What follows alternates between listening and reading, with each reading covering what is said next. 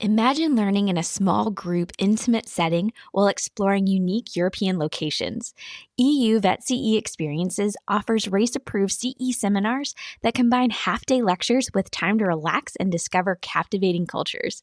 The CE sessions are delivered in English, allowing you to elevate your career while vacationing with loved ones.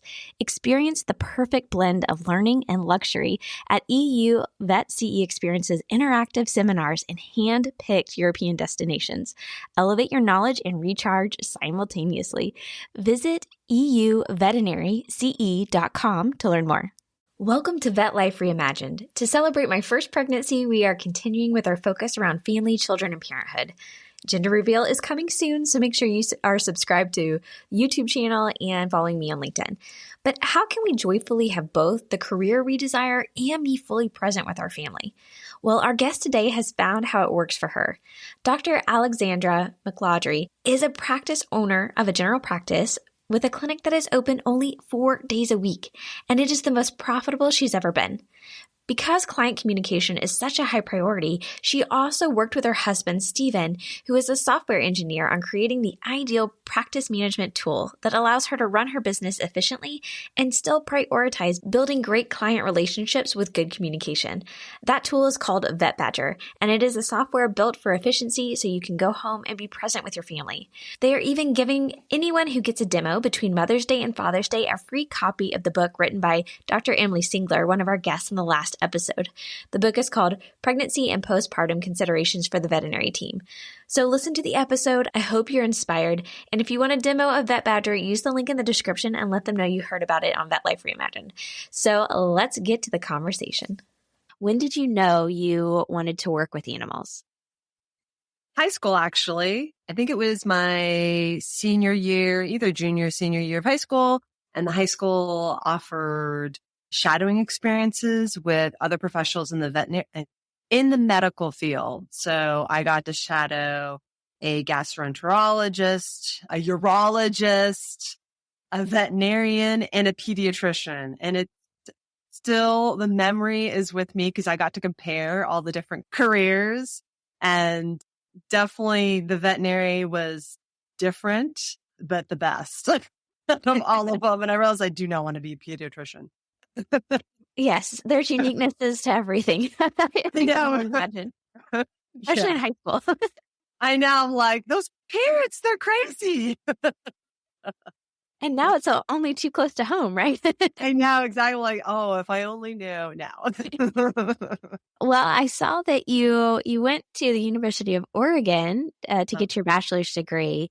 And it was in biology, but you also studied some marine biology and different oceanography. So where does that come into from high school? I'm interested in vet med to studying those things.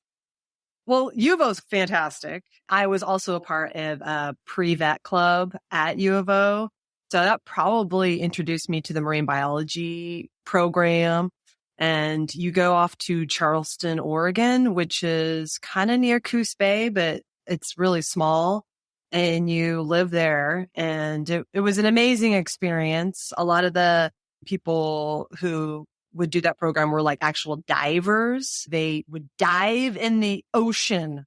They were so hardcore, but it was those kind of people, and made me want to be in veterinary medicine even more. So, but yeah, it was just fascinating. I'm like, there's so much out there. Like, the field is so wide and diverse, and what you can do with animals. It was pretty cool. It's just another kind of program at U of O. So go Ducks. Excellent.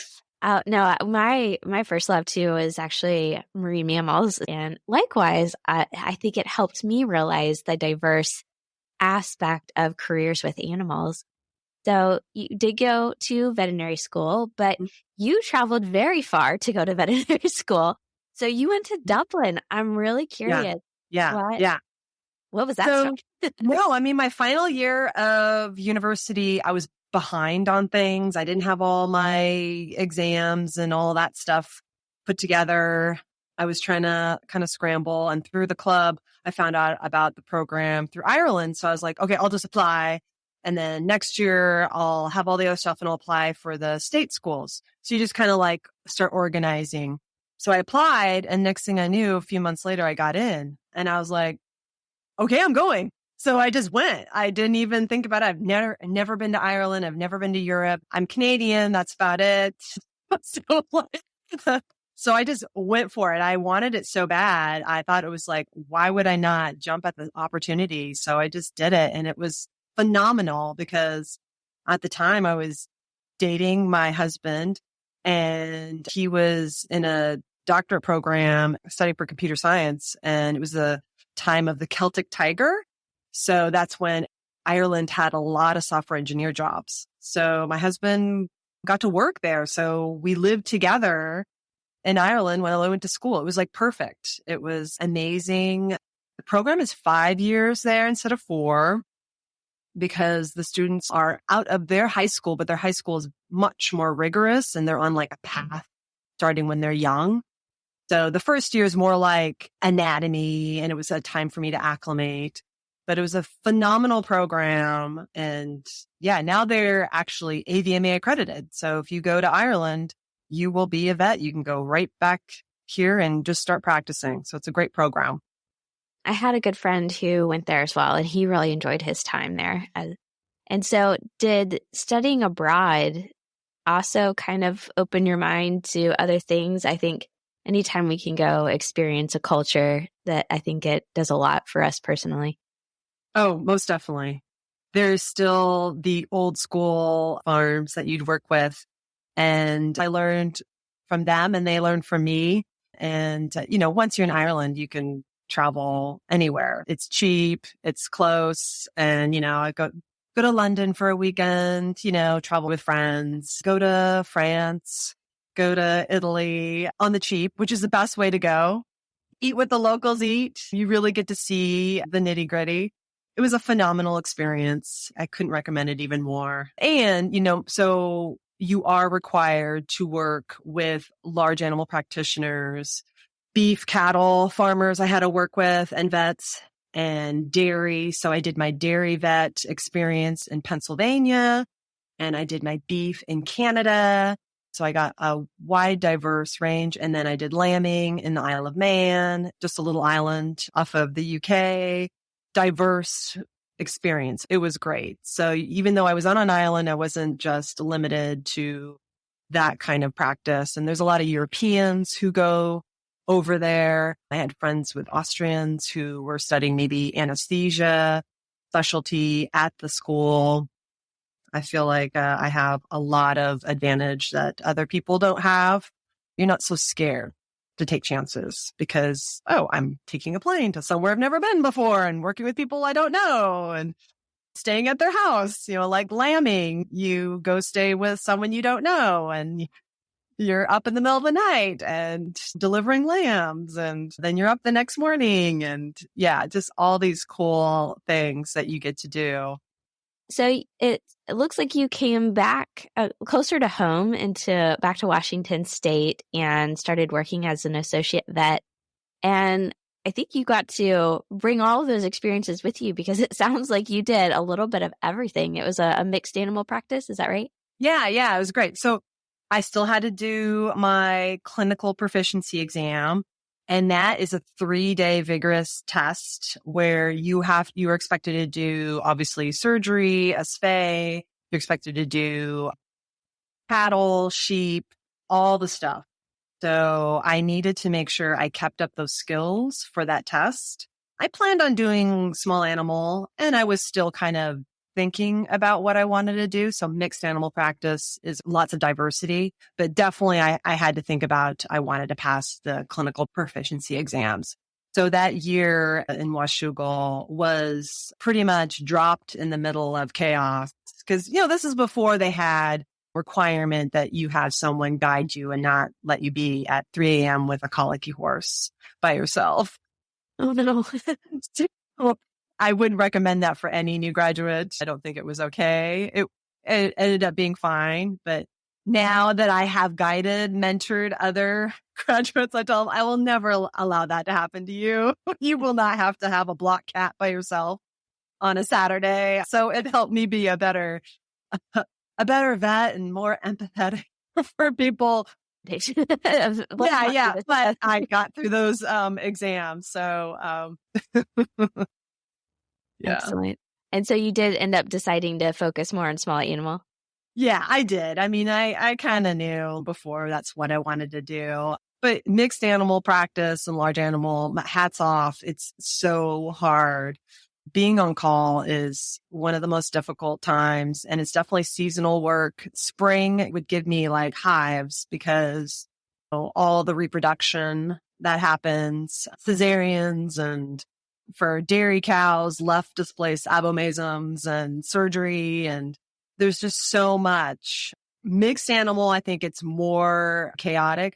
Some person who has some property decides to get a cow and they're like, oh, my cow's limping. I'm like, okay. There's no chute for them to put them in. They don't even rope them up. They're just like right there in the middle of the field. And they're not kidding. And then you find out it's not a cow. You find out it's a bull. Oh, no. Oh, goodness. Now, did you earlier on think you might go into practice ownership, or was that something that also developed as you were learning to be a veterinarian? Yeah, well, my first year actually at that mixed animal, the practice owner broached the subject with me, and my husband and I, we were actually really excited. We were just like, wow, that would be fantastic. But then they re-engaged, they took it back, and that was very disappointing. But yeah, when the opportunity arose, I quickly jumped at it. And that kind of surprised me, even though all the challenges I had, I was like, wow, I'd have control. I could, make this place better. And then it took back, and then I got back into my like shell. And then I went and worked somewhere else and worked for corporate, which was good because I learned a lot about business side of veterinary medicine and how they run things. There is a reason why they do things. So it was good that I didn't own that I didn't at that time, but I was ready. I was very interested in it. And then, I had kids, and you're like, no way, I'm so busy. But eventually when the opportunity arose, again, I was ready.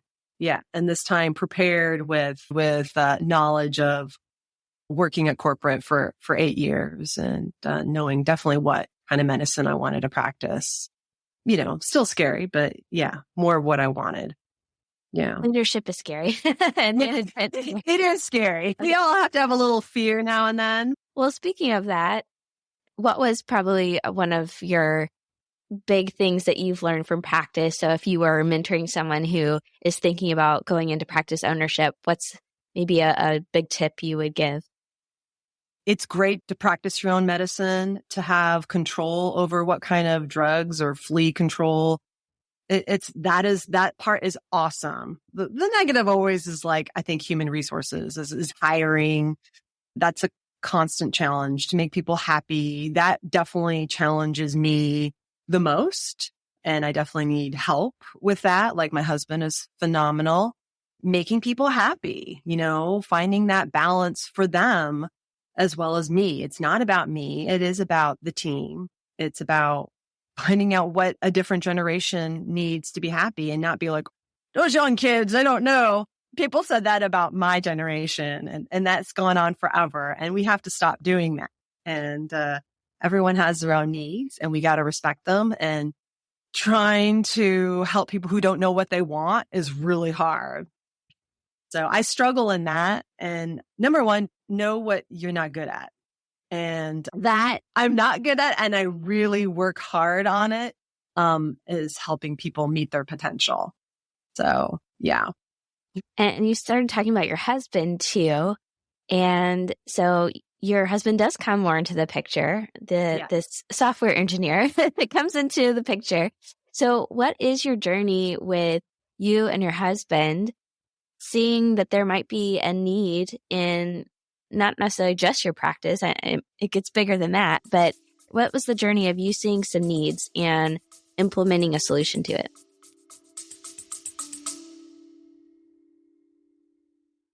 We would like to thank our sponsor, VetBadger, the all-in-one practice management software that puts relationships first. Created by working veterinary parents, VetBadger provides all the communication, team workflow, and medical management tools you need to run an efficient practice and get home to the relationships that matter most. In support of parents in vet med, VetBadger will be offering a signed copy of the book Pregnancy and Postpartum Considerations for the Veterinary Team by Emily Singler to everyone who registers for a demo between Mother's Day, May 12th, and Father's Day, June 16th. To register, visit vetbadger.com and find the link in the description below.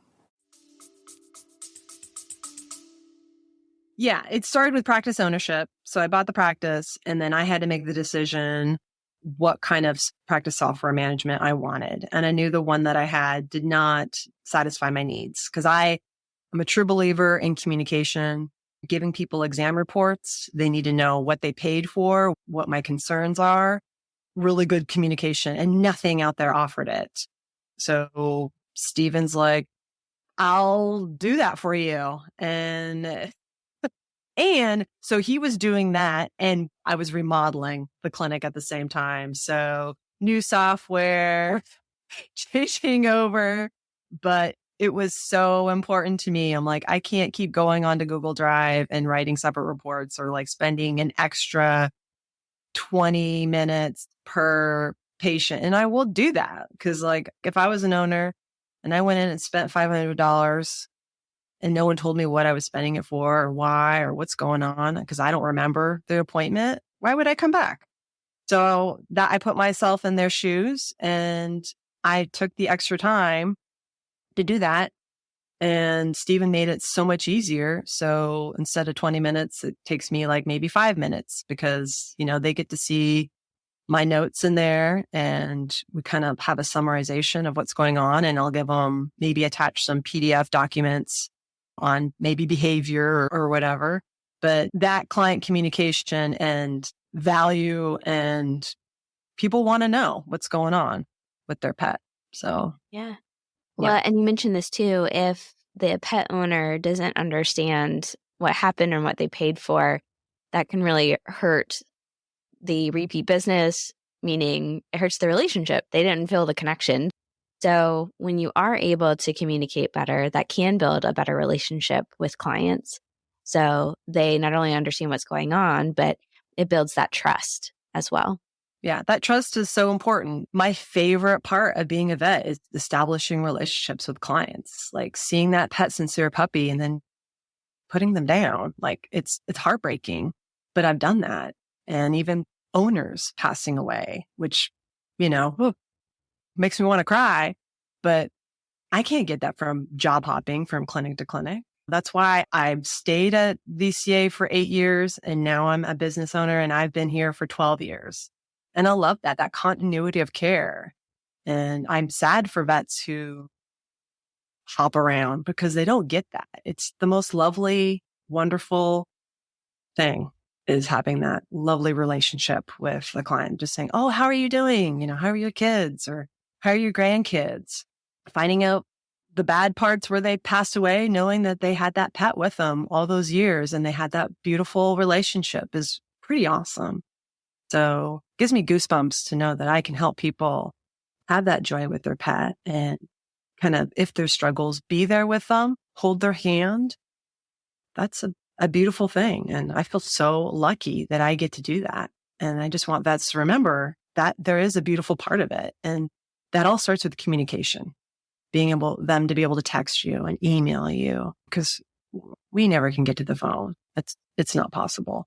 Rarely. In fact, I have telemedicine visits for that actually. So I get paid for that 30 minutes that I get to spend to talk to the client, whether it's about just maybe their cat's peeing everywhere or whatever it is. It's hospice care. I get that. And that's really nice because people can be at home and have their pet on their lap, be next to them. And then I can give my time to them and then email them what we talked about. So that is really nice. And that flexibility is from my software. And because at the beginning, I own my own practice and this is what I want. This is what's really important. Yeah. And all the things that you're talking about here that you're saying is so special is a human component, right? It's that connection between human to human. And when we can leverage technology to help us be more human, I think that's really the cool part about technology.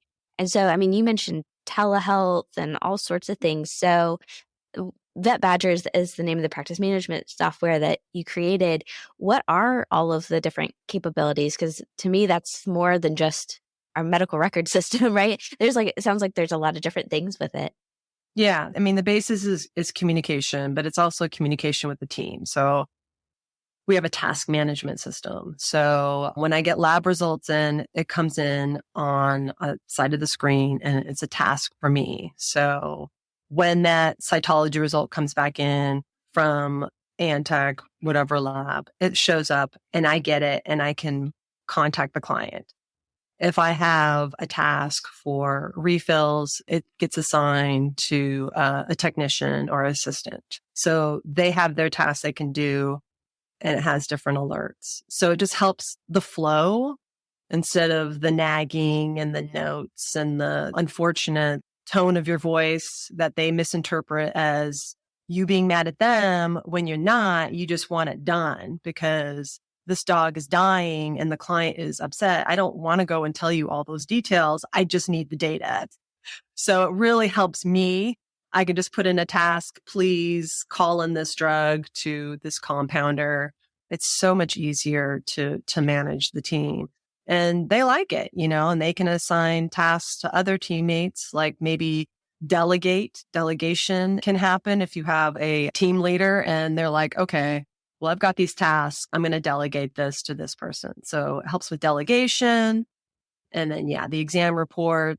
And invoicing out, it's great because I go through the price, money, right? I can do that in the room easily, and I can even charge them out easily because the credit card stays on file, and I'll ask the client, are you okay with the credit card ending in 3211? And they'll be like, yes, or no, I want to add a different card, and we can easily scan a different card. And just that communication is just so much easier with the software because it's all in there. It makes everyone happy. Everyone's on the same side. We know what's going on because of the practice management software. And you talked about how the team can all use it. And one of the challenges sometimes that comes with technology is the education, the learning of it, because sometimes it can cause a little bit of an anxiety while you're learning this new tool. So how have you helped lead your team through change? I mean, and you talked about not only did you change practice management software, you were redoing the hospital, renovating. So how did you lead through change? How were you able to see what worked so well that helped the team adopt it so well? Making it easy to use is essential. If I have a relief tech come in, they can literally get on VetBadger and start using it with no training. I pretty much stick the computer in front of them and it's that simple. Reminding people where things are, because there are more and more things that you can do. We'll talk about it, but the main stuff, the simple stuff is just so easy. And we use Chromes. Everyone has their own Chromebook that they use. Some people, honestly, really slow to type, but they get the hang of it because everyone can type. No one can read my handwriting. I mean, my husband can't read my handwriting. So they get it and they all love it. So having relief techs and vets come in and use it makes me so happy because they're like, wow, this is easy. Right away. And I have used software that is not easy times 10. And that is not the case with this software. It is very, very easy. But if it was difficult, that'd be a whole other stressful because it can make people quit. I have been at places where they've done a whole software change and people slews of people have quit because they can't handle it. With VetBadger, you can help desk it. It's a small company, so if there's problems, they're always working on the code. They're always trying to make it better and more simple. So it's like small business ownership. You can be nimble. You listen to your client. You can make the changes. Just like I can do that for my clients, VetBadger can do that for theirs. And they do all the time. So that's why they have behaviorists and they have a lot of mobile and they have practices like me because we are already thinking outside the box, right? We have to have things run the way that we want it to run. And he knows that and he understands it. So he makes it happen. So that's why it's easy. Well, and both of you are living it because Stephane did, I think he came in and became the practice manager as well. Again, being nimble. The pandemic made a lot of people quit. A lot of people changed careers. A lot of people took time out for illness or mourning. And myself, not being the only business, I encountered that. And I'm like, something's got to change. This isn't working. I can't work 6 days a week. It's just me. And we got through COVID. The software was phenomenal. But now I'm going to have to even make more changes. And that's where the 4-day work week happened. And I'm like, I can't be here just the 4 days and 2 days I'm gone and it becomes toxic. So I'm like, I need to make this place positive every day that I'm here. And that means I need to be here. I can only be here 4 days because I will lose my mind. And that's where knowing yourself, what you need is important because when I'm grumpy, I'm not a good vet. I'm not a good mom. I'm not a good boss. I'm not good for anything. So why? I love what I do. 4 days a week, I can do that. I can be all the good things. And that's when I got Stephane involved because I've had practice managers, but it's a very difficult job. If you're not self-aware of what your needs are, it will tear you apart. And I saw that twice. And I'm like, I can't have that again. I can't tell people, please take some time off. Please. I can't make people do that. I've realized that. So I had Stephane come in and help me because as you can see, he rides his bike. He races. This is what keeps him sane. He knows how to have a work-life balance. My other practice managers didn't. And I needed one. And I'm like, well, let's make this work. I know you can't do it full time. I'll take on more practice management roles that don't involve human resources because I know that's not my strong suit. And you do all the human resources, come in a couple of days a week just for maybe the morning or the afternoon. And it's been working. We're happy. The staff love it. They don't have to go to me. They can go to him with issues. And that's just being nimble and being self-aware. A lot of vets are not self-aware. They're like, I'm miserable. It's horrible. I'm like, well, you can actually make a difference. You can make some changes. It's hard, but yeah. So I really haven't met very many practices that are running 4 days a week. And so, I mean, we kind of said it quickly. So I'm sure ears really perked up when they heard that. So can you share more about how you make 4 days a week still very profitable and all the benefits that you've really gained from it? Yes, it scared me, but I had no choice. It does work. We became more profitable. So I had a new grad and she left after 1.5 years, which is typical. She's phenomenal vet, moved on, which you should do. You should, your first few years, you should experiment, go around. But I lost a lot of money. I was mentoring. I was not seeing appointments and I was stepping in with surgery and I was stepping in with dentals. And instead of seeing appointments, I was mentoring. I spent a lot of time doing that. And then they left. And I was like, well, I have to make money. So when you love what you do, that happens secondarily without trying to rip people off. You just make money. So I just got back to work 4 days a week and I make more money now than I ever did. The staff are happy. You make it clear to the client about the ERs and the urgent cares. And in Portland, we have tons of them. So I don't feel horrible when there's emergencies on Fridays. I just tell people, this is the way we roll. I just state it as a fact. I know clients will be like, oh, I wish you were open still, on Friday and Saturday.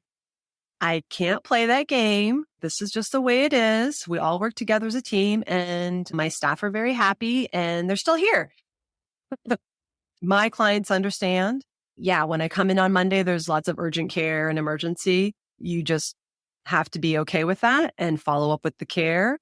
but you can make it financially viable, because what I did find out is the days I wasn't there, even with whatever vet I hired, they were not profitable enough to make it worth it.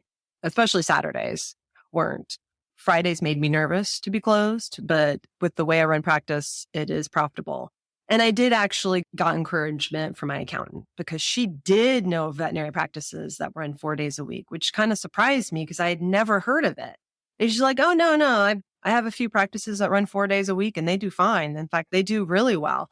And I was like, okay. It made me feel better. It didn't influence me because I had to do it anyway. I didn't really have a choice because there were no other vets to hire. It's worked out phenomenally. And I haven't even promised clients like, oh, well, we'll go back to, 6 days a week. But I'm like, I don't know. I mean, what makes me happy in life? I didn't do this to make a lot of money. I just want to pay the bills and work with happy people. That's pretty much happening. And as long as I can be efficient and do those things, then I can keep doing this. And so far it's been fine. Now there is a slowdown, so it's not as booked out. So I'm going to finally do marketing like every other business has to, but people still sign up we have what's called a pet club. So it's like a membership, and it's all wellness. So it's all the vaccines, a yearly labs, including fecal and heartworm tests and all that, getting them into your clinic. And people still sign up knowing that we're 4 days a week. They still want to sign up for the pet club. It's a monthly subscription. They're still signing up, even with that.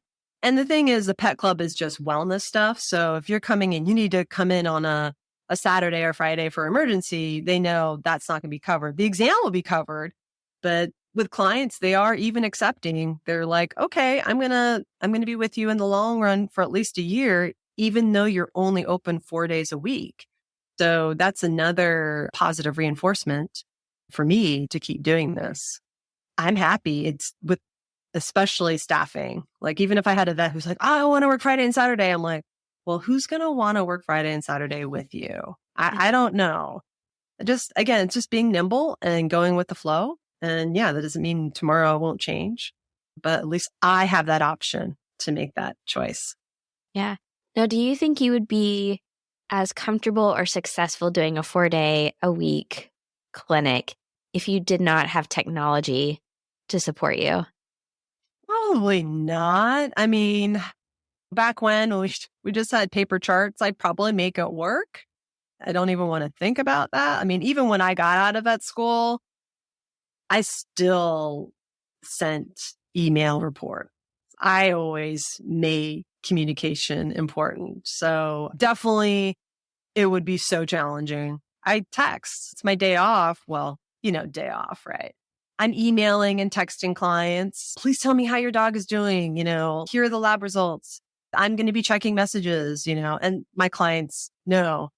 So I don't feel so guilty. I can find out for those cases that you're really watching.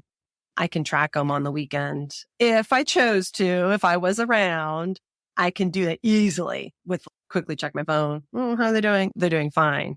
So yeah, that would be really hard without VetBadger. Yeah.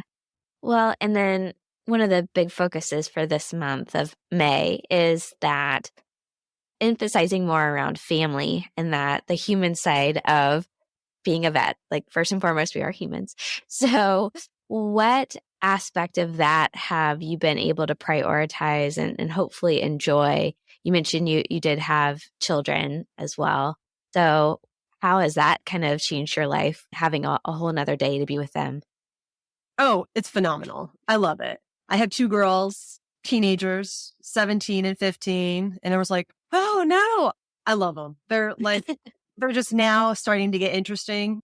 Once they just start getting interesting and you get to know they're like, one has a really dry sense of humor and you're just starting to become their own people. But then they go to college, No, they're great. We do a lot of things together. Just having the time to go to soccer games, right? What parent, I'm going to go to a soccer game this weekend. And then my daughter's in a play at the high school. So a musical, she's a freshman. I'll be able to see that. If it's on a Friday, I have Friday off. I won't be stumbling from work, having that time with them, that they're important. And the time goes by fast. I'm starting to get that college, time is short, and definitely COVID, spat that in our face times 10. Life is precious. Time is short. Enjoy what you do. VetBadger definitely allows that, right? I could do a telemedicine from home. If I have a client who's really upset and needs to talk, I can click on the screen and give them a link, and they'll put on their computer or their phone, and we can talk about a case. I can be at home. I can shut the computer off and the phone off. And I often do. I'm horrible about my phone. I don't check my email. I'm horrible about it because I do have to have that time to myself and with my family. Being a business owner, you could work 7 days a week, but as I said before, I'm not a good person. I'm not a good business owner, and I make too many mistakes. So just shut the computer and enjoy your family. And then when you get to work, all the tasks are there, right? I can just get right to it. And I'll do that. If it's laid out for me, easy, boom, tick that box off and do that task. And then I get stuff done really quickly. And then I have time for myself and my family. So it's great. And I don't feel like anyone's being compromised in that. The patient is getting what they need. Definitely the owner is getting that. And I'm happy. My family's happy. And you are being a role model for your kids, right? You are showing family life is important. Personal life, sports, activity, reading a book, that is important. And Steve and I both do that. And so my kids do. They open up books. They read. They go for walks with us in the morning and walk the dogs. It's great. We have dinner discussions. They're not on their phone. That is what makes me so happy that we can accomplish that, because I practice what I preach. And so they're like, oh, okay. So they do too. And as a parent, who doesn't want that? That's what we want. So that's what I get. I love that. I like that you also made the comment of when you can't be the person that you want to be, who's rested and happy, then you can't do any of the jobs the way you would want to. And you're just always going to feel like you're not showing up in the way that you want to. So being able to have the job that you enjoy and be the vet that you want to be, your person and in the right mindset, that's going to leave you much more happy and fulfilled when you can do all of those parts the way you want to. Yeah.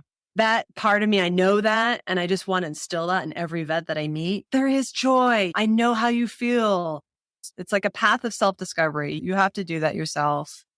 But if I can share this story with people and just tell them there is happiness in our profession. Yes, there's burnout, and I understand it, but we have to work at finding our happiness, and it's so important. And you can do that while still being a practicing vet. There's a balance, right? In anything you do, there needs to be balance. And I think we forget it. We're like, well, I'm done with that. I'm going to just do this because that's bad. That's not how it works. And I know you have to discover it through your own way, but I feel bad because I feel like we're missing a lot of wonderful vets out there in our field. Like, I want you guys to stay. It's a great field. But yeah, balance is so important. If you don't have it, you'll never find happiness. Well, fantastic. So before I go into the final questions, I really like names. So is there a fun story behind the name VetBadger? Oh, this is not my story. This is my husband's and Phil's. Badgers are very pernicious. There is a video. I think everyone has seen the YouTube video. I don't know the title of it, but there's a badger and it's eating a cobra. And there's someone in the background talking for the badger. And I think Phil and Stephen saw this video and they're like, oh, wow, that's us. Never going to give up. They'll take down anything. This badger literally gets poisoned by the snake and then gets up and starts eating it again. Like that's badger. Just you keep at it. So, stubborn, tenacious, aggressive in terms of getting what they want. That's the Badger. And I'm sorry, I'm not giving it the right context and story because it's secondhand. But, No, that's yeah, Steven I'm would so glad probably I asked. No one will ever look at your name again in the same. I know. Just look at YouTube, badger eating snake, and you'll watch it and you'll be like, oh my gosh. Yes, I do remember this video. I'll have to link this. Yeah. That was what kind of triggered. I'm like, oh, I like it. That badger? Yeah. I'm like, yeah, that's you guys. I love that. So the final questions, these are just fun to learn more about you. So what is a skill or interest that you have that maybe not a lot of people know about? I ride my bike. It's a track bike, so it doesn't have any brakes. Oh. And you race on a velodrome. So it has usually the ideal one is like a 45-degree banking. So you have to go fast. Otherwise you'll slide down the banking. And I live in the city of Portland and we had the Alpenrose Velodrome. It is no longer here anymore, which is really sad. So I used to race on that. Won a Masters National Championship 500 years ago when I did a competition up near Seattle. But now my husband still races. That's a world championship, Masters, which means old people. And so, I do that crazy thing. So I'm racing with like 15-year-olds to, all ages on a velodrome with no brakes, learning to be humble, work hard, train year round. I do that and I drove up to near Seattle to race on the Jerry Baker Memorial Velodrome. And sometimes I'll travel even more. But yeah, that's my kind of crazy quirk that I got from Steven. But for training, I do ride my bike to work every day. One with brakes or without brakes? With brakes. This one has brakes. Some people do ride without brakes. There are ways to slow down, obviously. So I ride my bike a lot and it keeps me healthy. So it's a nice way to clear my head before I go to work and a way to clear my head when I go home. It's helped keep me sane all these years. So I'm really glad I have that hobby with physical activity. So yeah. You are a cool mom. No wonder that. My kids don't do that. They ride their bikes to school, but they don't want to do that. Well, is there anything on your bucket list that you would like to do? I want to do more traveling. I want to go ride my bike and travel over in Europe. And definitely I want to go to every state in this beautiful country. So it's just the bucket list of traveling, probably like everyone else, but eat lots of wonderful local cuisine in every state, like have every different barbecue in Texas and Louisiana. I want to do all that stuff. Just travel and enjoy this lovely country and obviously the rest of the world. So, and ride my bike. Yeah. Yes. Riding your bike while doing it. Yeah. Ride my bike while doing it. Yeah. And finally, what is something you are most grateful for? Family. Yeah. I know it's like the goofy, but just being with my family and enjoying them, laughing with them, sharing meals with them, traveling with them. I recently traveled to Ireland with my whole family, the girls, and they loved it. Just, yeah, it's family. Make sure you check out the show notes for links and resources that we've discussed. And also make sure you're following me, Megan Sprinkle, on LinkedIn to catch information about the May campaign.